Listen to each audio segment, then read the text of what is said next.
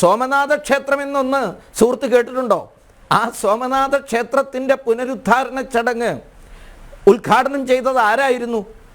ഒരു തന്ത്രിയുമായിരുന്നില്ല, അന്നത്തെ രാഷ്ട്രപതിയായിരുന്ന രാജേന്ദ്ര പ്രസാദ് ആയിരുന്നു. ആ രാജേന്ദ്ര പ്രസാദ് എന്ന മഹാനായ വ്യക്തിയുടെ സാന്നിധ്യത്തെ, അവിടെ പോകുന്നതിനെ എതിർക്കുകയാണ് ആദ്യ പ്രധാനമന്ത്രി ചെയ്തത്. ഏതു വിധത്തിലെങ്കിലും തടയാൻ ശ്രമിക്കുകയായിരുന്നു. ആ പക മരണത്തിൽ പോലും വീട്ടി പണ്ഡിറ്റ് ജവഹർലാൽ നെഹ്റു. KM മുൻഷിയെപ്പോലുള്ള ക്യാബിനറ്റും മന്ത്രിയുടെ രാഷ്ട്രീയ ഭാവി പോലും സോമനാഥ ക്ഷേത്രത്തിന് വേണ്ടി നിലപാടെടുത്തതിൻ്റെ പേരിൽ തടയാൻ ശ്രമിച്ചു. ഇതൊക്കെയാണ് ആ പാർട്ടിയുടെ നിലപാട്. ഞാനും നേരത്തെ ഗുരുമൂർത്തി പറഞ്ഞതുപോലെ ഞാനും രാഷ്ട്രീയക്കാരനൊന്നുമല്ല. പക്ഷേ ഇത്തരം കാര്യങ്ങൾ പറയുമ്പോൾ കുറച്ചുകൂടെ ഒക്കെ പഠിച്ചിട്ട് പറയണം. പഠിച്ചിട്ട് പറയുന്നതാണ് നല്ലത്.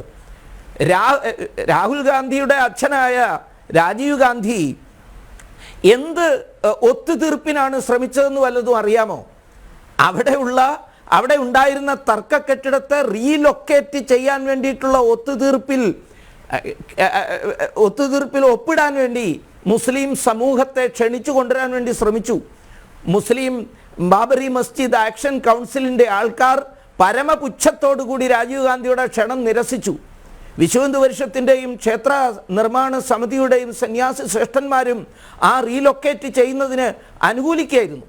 പക്ഷേ ഈ പ്രസ്ഥാനം, ആ രാഷ്ട്രീയ പ്രസ്ഥാനവും അതിൻ്റെ നേതൃത്വവും ഒരു നിലപാടില്ലാതെ അങ്ങോട്ടും ഇങ്ങോട്ടും ചാഞ്ചാടി കളിക്കുന്ന ആ പാർട്ടി ഇന്ന് ഭാരതത്തിൽ അപ്രസക്തമായിക്കൊണ്ടിരിക്കുന്നതിൻ്റെ കാരണവും ദിനം തോറും ആ പാർട്ടിയിൽ നിന്ന് ഇലപൊഴിയും മട്ടിൽ പാർട്ടി നേതാക്കന്മാർ ഒഴിഞ്ഞു പോകുന്നതിൻ്റെയൊക്കെ കാരണം ഈ നിലപാടില്ലായ്മയാണ്. എന്നാൽ ഇപ്പോൾ മോദിജിയെക്കുറിച്ച് പറഞ്ഞുവല്ലോ. മോദിജി വിശ്വസിക്കുന്ന ആ പ്രസ്ഥാനവും അത് ആശയം ഉൾക്കൊള്ളുന്ന, ആവേശം ഉൾക്കൊള്ളുന്ന ആ മഹാപ്രസ്ഥാനവുമൊക്കെ സോമനാഥ ക്ഷേത്ര നിർമ്മാണ കാലം മുതലേ തന്നെ ഒരേ നിലപാടേ എടുത്തിട്ടുള്ളൂ. അതിന്നും തുടരുകയാണ്.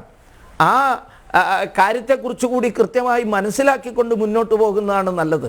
ദക്ഷിണ ഭാരതത്തിൻ്റെ ബന്ധത്തെക്കുറിച്ചൊക്കെ അറിയണമെങ്കിൽ 12ാം നൂറ്റാണ്ടിൽ എഴുതിയ തിരുനിഴൽ മാല എന്ന് പറയുന്ന പ്രസിദ്ധമായ കൃതിയുണ്ട്. ആറന്മുളക്കാരനായ ഒരു പിന്നാക്ക ജാതിക്കാരനായ ഗോവിന്ദ കവി എഴുതിയ തിരുനിഴൽ മാല. അതിൽ വർണ്ണിക്കുന്നുണ്ട് കേരളത്തിൽ എങ്ങനെയാണ് അയോധ്യയിൽ നിന്ന് ഇക്ഷ്വാകു വംശത്തിൽപ്പെട്ട രാജാക്കന്മാരെത്തിയതിനെക്കുറിച്ച് വർണ്ണിക്കുന്നുണ്ട്. ഇവിടുത്തെ പൂർവികന്മാരെക്കുറിച്ച് വർണ്ണിക്കുന്നുണ്ട്. ഭാരതമാസകലമുള്ള രാജ്യങ്ങളെക്കുറിച്ച് വർണ്ണിക്കുന്നുണ്ട്.